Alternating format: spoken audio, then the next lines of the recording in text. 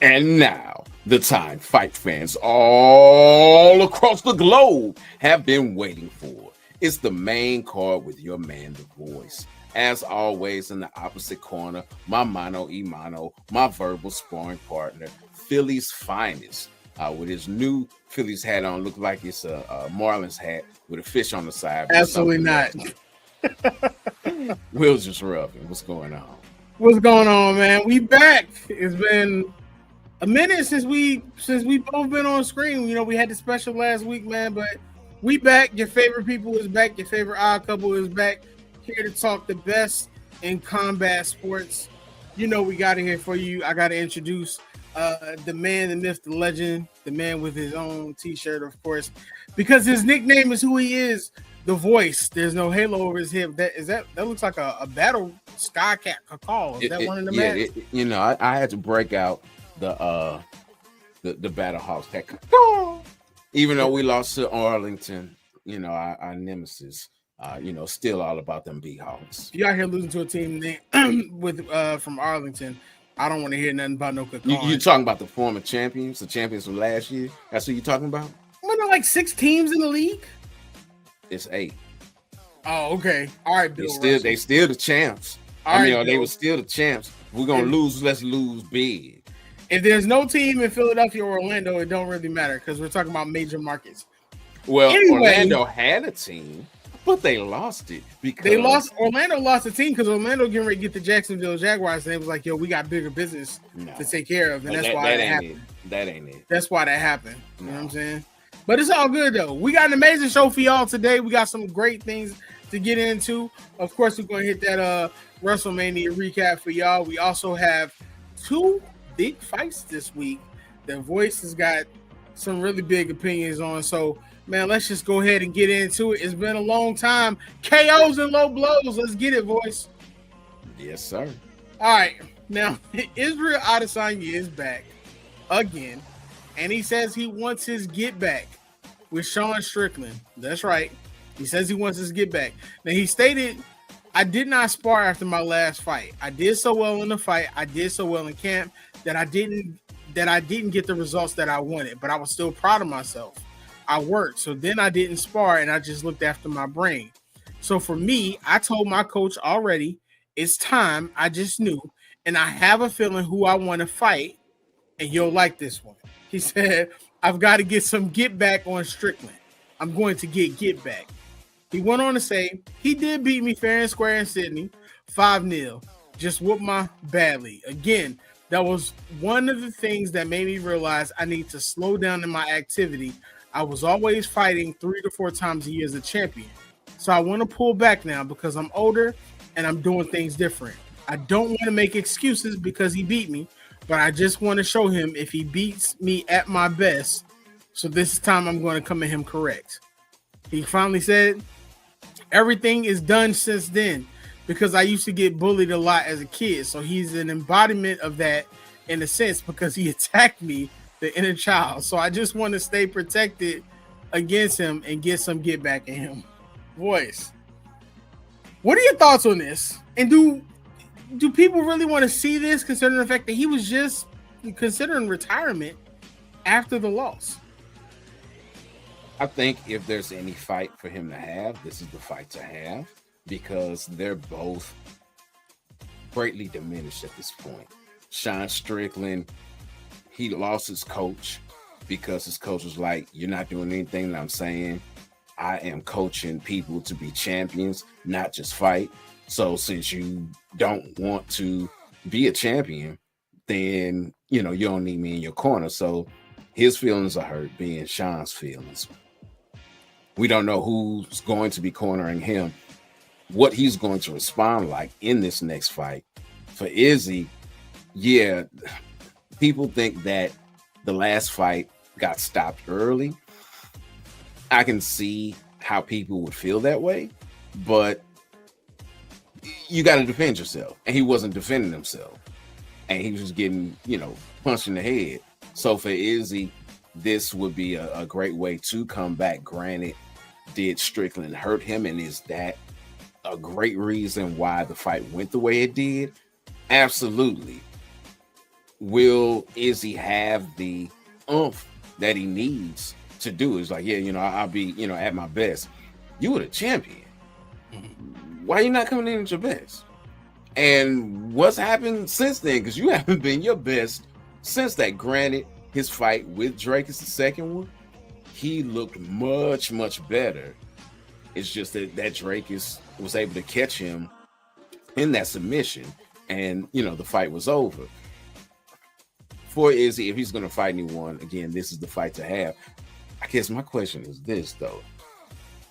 You're trying to protect your inner child, and I'm not downplaying that. I just don't remember. Well, it's Sean Strickland. He says a bunch of out-of-pocket stuff, so maybe that was it. And much of it has to do as well with the fact that Oceana wasn't really rocking with Izzy during that fight. Like, they were giving more love to Strickland, and I can see how that hurts your inner child too. Right. Y'all are, yeah. I don't want to downplay what he's saying. Y'all are professional prize fighters. You have the ability to protect your inner child.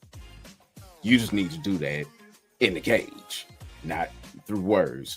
You had the ability, literally, you getting paid big money to protect your inner child along with your physical body. I'm gonna need you to do that. I think more than anything, this is Izzy's way of getting up for the fight. But he shouldn't need this to get up for the fight. Losing your last 3 fights in a row should be more than enough to get you up for the fight. Makes sense.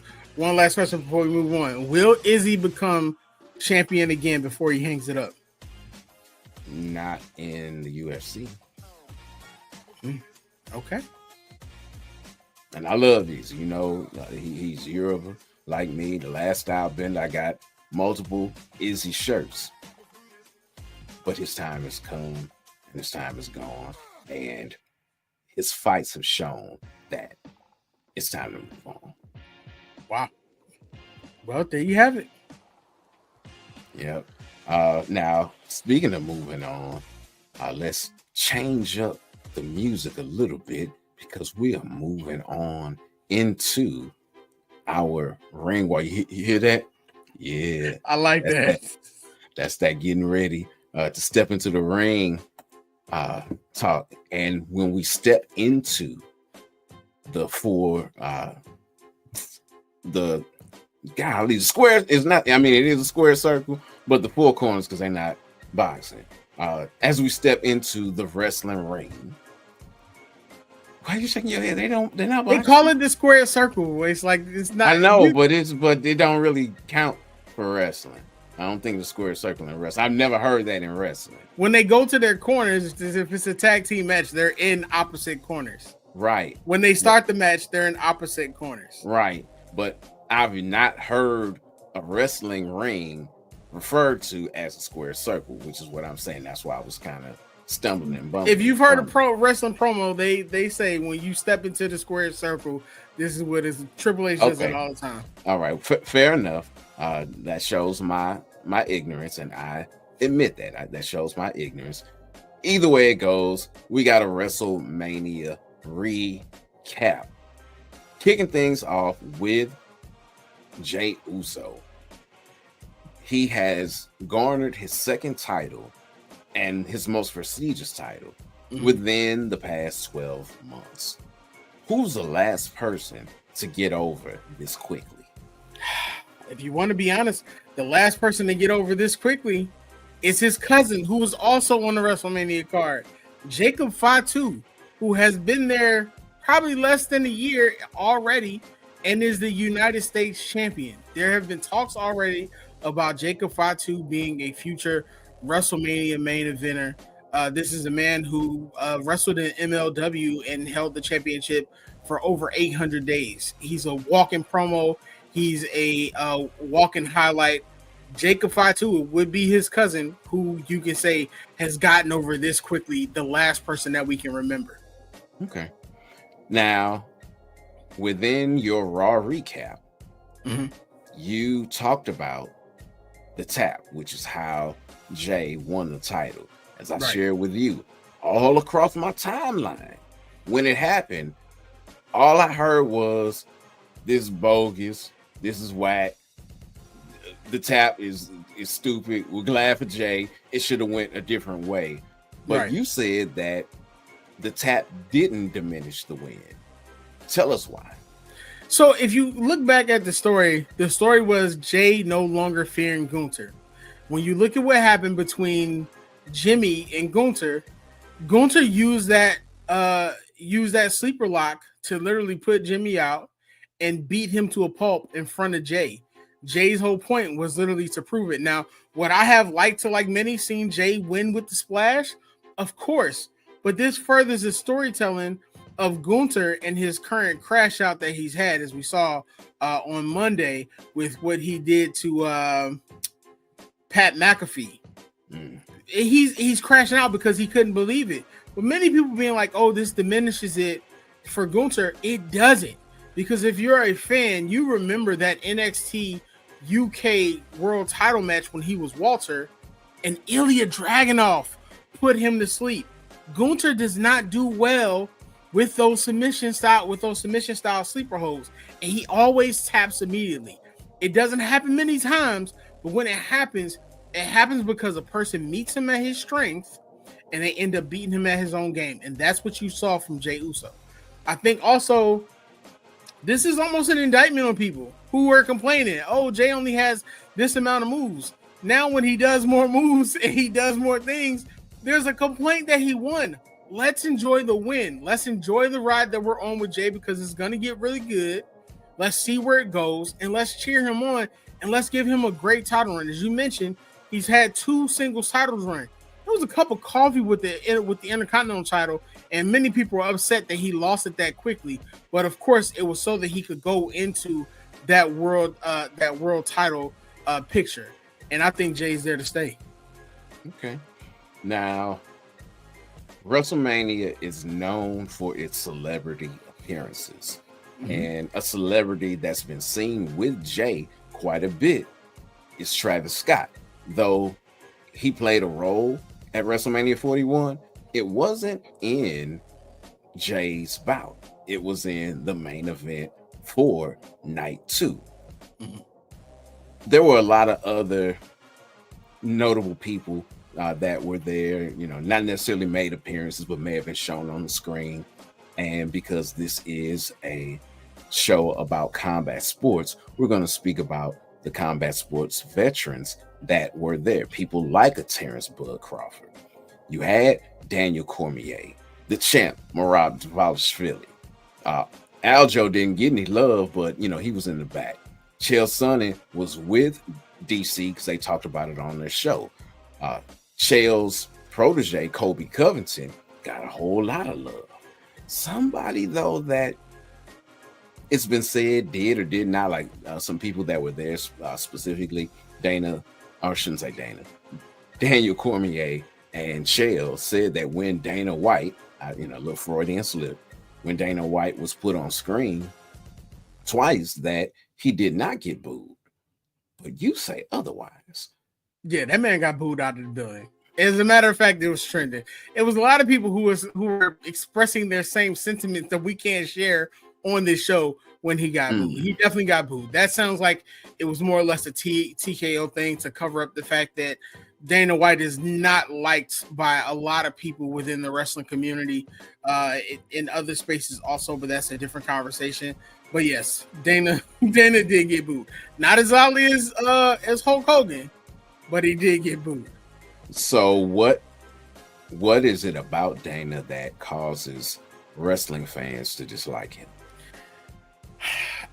So there's a lot of reasons inside and outside of the ring. A lot of people don't feel as though Dana White is a genuine person, which he doesn't come off as genuine. He kind of comes off as a jerk to many. On top of that, you can also look at the landscape of WWE with, while many people don't really speak about their political views, you can see where Dana White has landed, and that also has made a lot of people unhappy as far as that goes. But Dana White has never been a very favorable person with a lot of WWE fans. It's one of those things where it's a pick and choose thing. Sometimes he will, in most cases he won't. And fans showed their disdain there that night. Okay. Well, I'd say this as far as genuineness and Dana is concerned.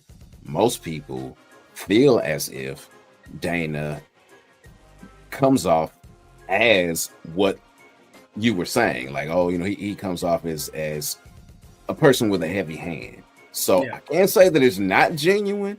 It's just that they may not like that, even though he was great friends with another heavy-handed person who used to run the WWE. So that's real interesting. You can argue that though, because I've actually heard a lot of articles say, and I think I've even heard that person that you're speaking of say that it was literally more of a hate relationship, and it was just competitive more than anything. So I'm not really sure where it stands. I don't really know too much. What I do know about Dana White, I can't say I've ever been a fan of Dana White. But I do know a lot of wrestling fans don't particularly care for Dana White. I know previously he's had some disparaging things to say about WWE, but I believe it was in the competition aspect of it all. But I mean, either you like him or you don't. I mean, they boo Logan Paul, they boo, Hulk Hogan. People feel how they feel, and usually the majority speaks. But he definitely was booed. The thing of saying he was not booed sounds like a cover up by TKO, which, I mean, you got to market how you market. Yeah. Well, last thing about special appearances, there was one appearance that didn't happen that everyone thought was going to happen, and it's had a ripple effect through the wrestling community, and that was the loud absence of the final boss, The Rock. Tell us how this has impacted the wrestling world. It's created confusion, because what was the entire purpose of Cena turning heel with the final boss and the whole Cody give me your soul angle going out? He was on Pat McAfee's show explaining his thought process and how the final boss was no longer needed there. But essentially the final boss was a big part of not only the Bloodline storyline, but the Cody storyline with John Cena going heel. Many people were actually expecting night 2 for Rock to show up, and also for some faction, myself included, to actually happen. Many people came to WrestleMania with the thought process that we would see the payoff of what was going to happen going into the next year. Now, yes, Cena turning heel is great, but people were excited to see Cena turning heel and working alongside The Rock. Whether you like The Rock or you don't like The Rock, he's polarizing in WWE. Me personally, I feel like there's some discontentment going on. There's some dishonesty here going on about what's actually happening. Being as a former intern with the company, I'm not gonna disparage them. I will keep it real about it. It was corny. Like it was corny. He should have been there. And for wrestling fans now looking to see where this storyline goes, it's a lot of confusion, because you've been the final boss. You showed up to random times, and now it's being played out based off what he stated was that it was low because of ticket sales, and that he was actually trying to drive ticket sales. But even if that was the case, the payoff still would have been WrestleMania Night 2. And there's a lot of upset wrestling fans out there. I think it's going to be interesting how it plays out. I'm sure Triple H is going to be able to pivot how he needs to. But, if The Rock felt as though the schedule was going to be busy, in my eyes, maybe they shouldn't have went that way. There were still other ways to go in spite of that. But I think people were looking for that ultimate payout of seeing The Rock and John Cena, and I guess potentially Travis Scott, hands raised above Cody Rhodes at the end of the night. And the disappointment was there. You can even see it on people's faces when the 3 count happened and Rock still didn't show up, but Travis Scott showed up like that. I just want to say this before we move on. It makes no sense for Cody Rhodes to defeat the entire Bloodline, everybody else in between, the Double Dutch Bush, the anything that you could think of, but his loss comes because Travis Scott rubbed on the belt and John Cena pricked him in the eye, and that was it. It defeats the purpose of the story. But here we are, and I'm sure it'll pivot, and I'm sure it'll be great storytelling as Cena finishes out the last of his career, and we see Cody's redemption. All right. Well, speaking of storylines, one of the most notable storylines to come out of WrestleMania was the ultimate betrayal by Paul Heyman. Not only did he snake Punk, but he snaked Roman as well. Talk about his alliance with Seth Rollins. Seth Rollins being a Paul Heyman guy is big. As a Seth Rollins fan, I love it, although Seth does not need the mouthpiece in Paul Heyman. But I love the story that they're telling and what they're doing. It's almost if they're backing Roman into a corner, not for him to be the big dog, but for him to be who the tribal chief is, but walking it alone and seeing how that measures out.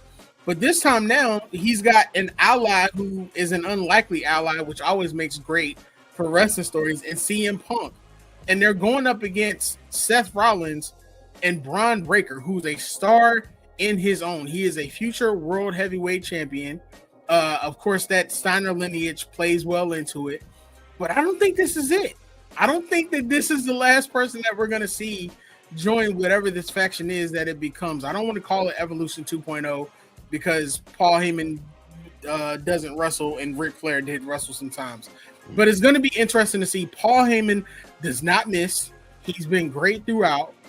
And I think we're on a ride, at least from maybe the next few months, maybe even up until Survivor Series, just to see how this plays out. But the two key pieces here are Seth Rollins and Roman Reigns. And I think this works up ultimately to a WrestleMania 42 matchup. Okay. All right. Well, we are going to take a pause for the cause. And when we come back, we're going to talk about some bad blood, some born rivals in Chris Eubank Jr. and Conor Benn, and then close things out with the UFC KC here on the main card. Keep it locked. It's not just about the love of the game. It's about dedication and commitment through the process and the patience to endure. There's joy in reaching your goals and peace in knowing you've done all you're supposed to do. Ozell brand.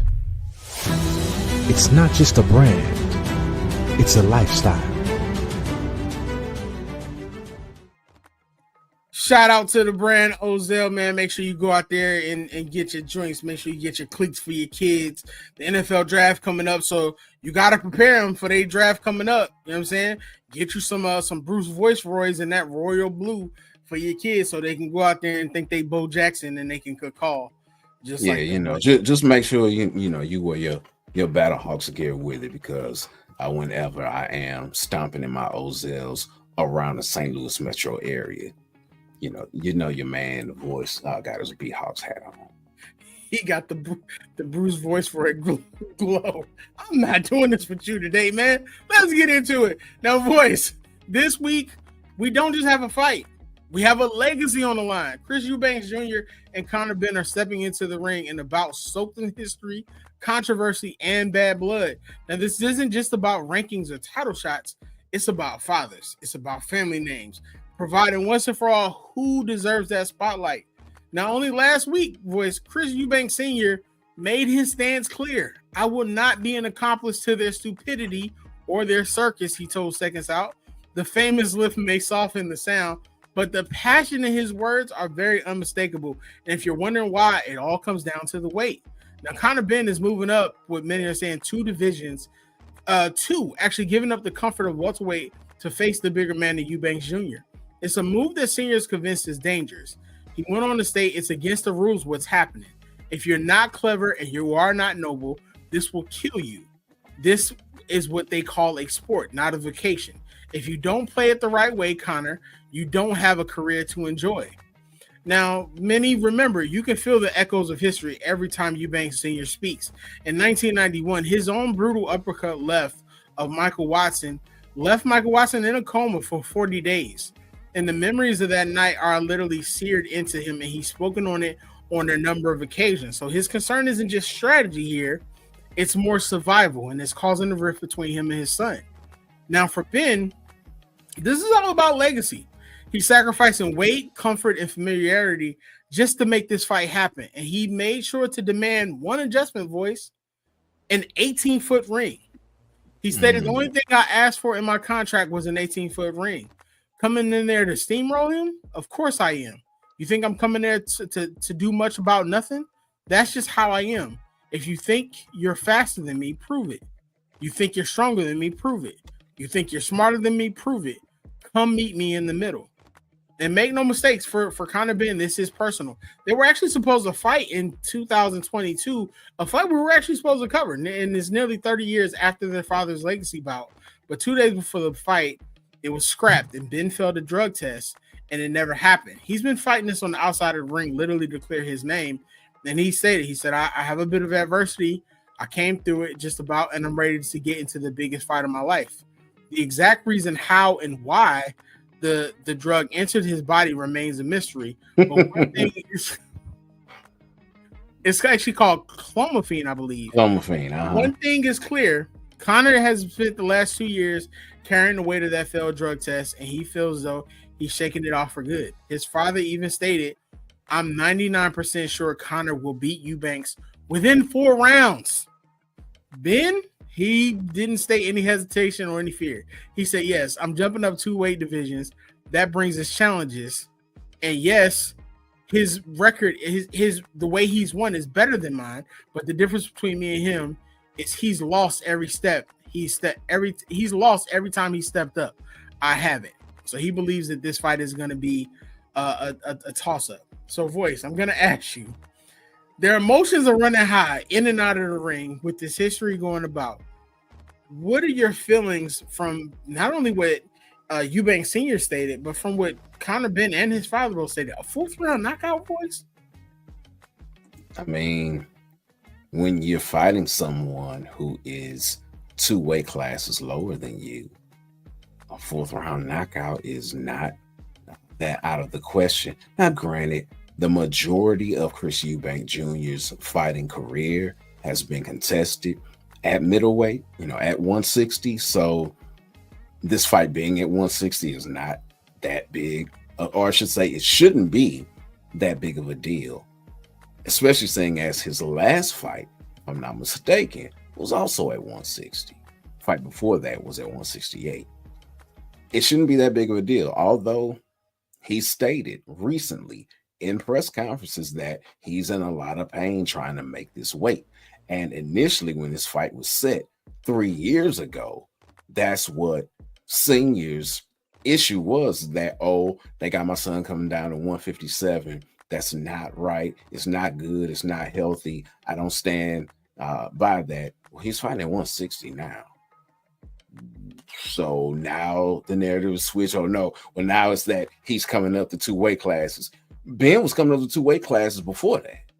So, what is it? Now, this does weigh heavily on the heart of Eubank Jr. And Benn has used it, saying your own father won't be here. Your own father won't talk to you. And Chris has said that does hurt. Like, for years, he hasn't spoken to his father. On top of that, he lost his brother in, I believe it was 2021. And I believe he's raising his brother's child as his own now. So there's a lot on the heart of Chris Eubank Jr. And that's understandable. I just think that the whole deal with his dad, there's got to be more to it. And the fact that he keeps flip-flopping on why he won't support it, I think speaks to that. Well, I mean, it's definitely interesting, especially when Nigel actually speaks about it too, because Nigel's almost guaranteeing victory. Now, another thing that Conor said, he said, I must be delusional based off of what people are saying. People just don't know what they're dealing with. He said, because I see it being a one-sided beatdown.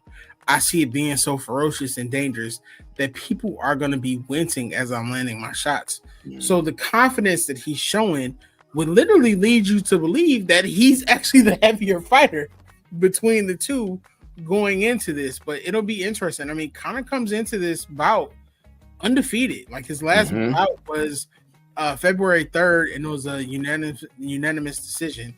over Peter Dobson. So this is going to be interesting to see. Make sure you all tune in. We're definitely going to be hearing more from the voice concerning this. Voice, you got more on that? I do. A couple other things that wanted to mention before we move on. You talked about how there's been an issue between Junior and Senior. One of the things that Senior said recently was that it was a disgrace for Junior to slap him with the egg. That was some of the best pre-fight fireworks that you could get. Why did he slap him with an egg? Because supposedly that's how the Clomiphene got in the big system was with an egg. So slapping with the egg was promotional genius, absolute promotional genius. Again, I'm sorry that things are the way that they are between the two gentlemen. Hope that things get fixed soon. But for Conor to say, I'm going to annihilate him, a lot of that has to do with the fact of who he is. Both of these fighters are really very much their father's children. Junior comes off as smug and arrogant, like his dad. Oh, I'm refined. I got on riding boots and a bowler hat and suits and stuff and driving trucks, which is crazy. But anyway, he comes off that way, where Conor, like Nigel, he just wants to fight. That's all he wants to do is fight. Is like, I'm in there. I want to fight. I'm not too concerned about boxing per se. I just want to fight. So they're a lot alike. You mentioned his last fight, which was at 147. The one before that was the fight that he had at his highest weight of 154, because he was out due to that suspension because of the eggs and things of that nature. The only thing that could really help Conor in this is the fact that there's a rehydration clause in place. So he can't, being either one of the fighters, but this more so impacts Eubank, is that he can't come in more than 10 pounds over the weight that he weighs in at on the day before. That could hurt someone who's said they're already hurting weight-wise. That could hurt even more and diminish him as the fight takes place. I don't know that Conor Benn has the power necessary to knock out the bigger fighter. Although diminished, it could very well factor into things, but we'll have to see what happens when they step into the squared circle on Saturday. I see what you do with that square circle thing.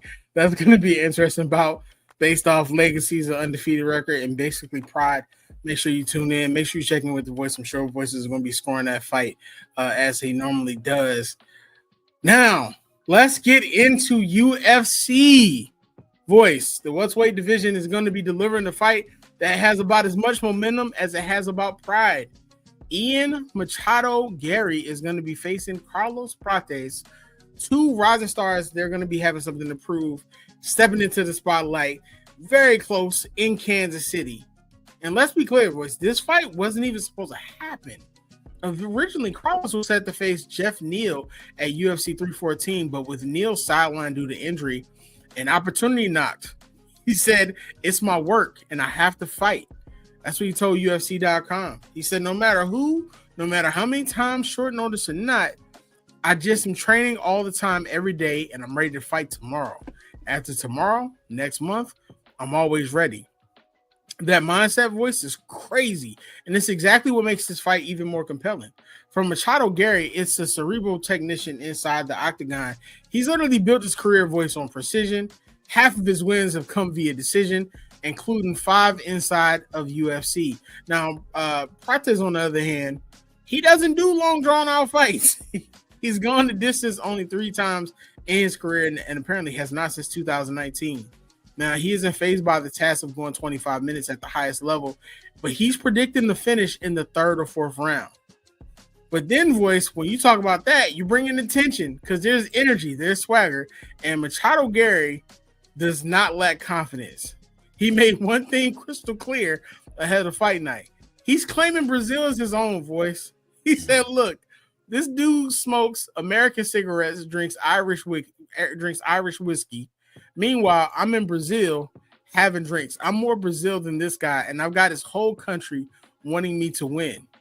Now, that comment wasn't thrown out for laughs. It was in direct response to Prates openly admitting that he still smoked cigarettes regularly before and after his fights. This is a detail about his unconventional striking in the world of elite MMA competition when breathing is so important. And if you thought Gary was done throwing heat, voice, he didn't hold back when evaluating Prates' past performances. He said, I'm going to manhandle him in every way, shape, and form that I want. I'll manipulate him, and there's nothing he can do to stop it. So Machado Gary believes the fight is in his control, and that's why he doesn't hesitate to call his opponent a quitter after reviewing one of his early fights. The jab actually sparked the response, and Gary said he's not in phase. He's actually waiting for Prates to deny exactly what happened. So, voice, these two have a hatred for each other that I have never seen before as far as it going back and forth. What are you expecting, and what are your thoughts about Carlos stating that he is always ready to go anytime, anywhere? As far as him always being ready to go anytime, anywhere, this fight shows as much. And I think when you're doing things like smoking cigarettes and fighting, you need to be ready to go anytime, anywhere, because you're not doing all the things that most people in your position are doing health-wise to ensure that you're ready to go. I'm really intrigued by this fight because Prates, as well as his team, the Fighting Nerds, have been on a tear recently in the UFC. Like, they've been winning everything, where Machado Gary, who fights out of Kill Cliff, they've been doing good in PFL. Not so much in the UFC, at least as of late. So what will happen? How will things turn out? This is the first fight that Machado Gary has had since his only professional loss, which was a 5th round unanimous decision to a fighter who never went 5 rounds before, because he stopped all of his previous opponents. And his name is escaping me right now. Rachmanov. So Shavkat Rachmanov. What's interesting in this is that Prates has won 11 straight fights. You spoke about it, not since 2019 as he lost 11 fights in a row.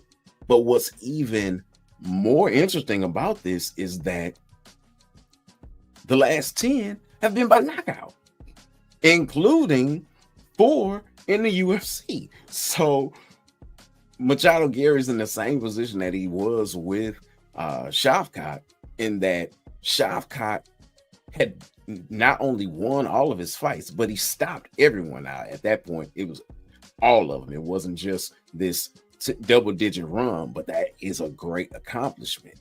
Mm-hmm. Prates' strength of schedule is not Machado Gary's, though.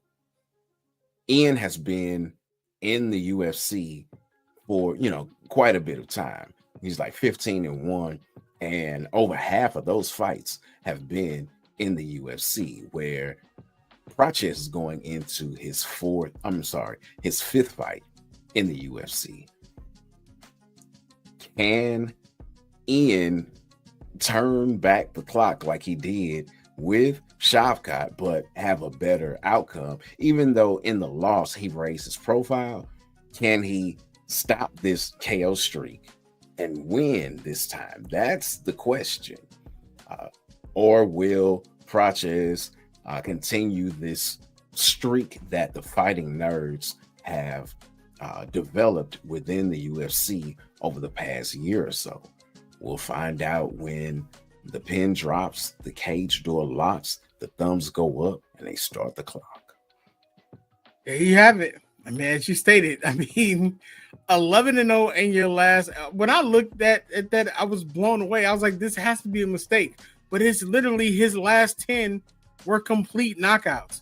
And for Machado Gary to come in with that type of confidence against that, I mean, you got to be majorly focused on him doing what he does best, and that's being that ground technician. So that's going to be interesting. Make sure you all tune in for that. Check the voice, because voice is always going to have that great feedback on what he's seeing round by round. Now, before we let you all go, you already know what it is. Here at the main card, although we give you that smorgasbord of those great fights in the KOs and low blows, we got to give you our final fights and our final words. Voice, tell us what other bouts we should be looking for during the weekend. From a fight sports perspective, this week is a little light. Not too many other fights that are going on, at least of note.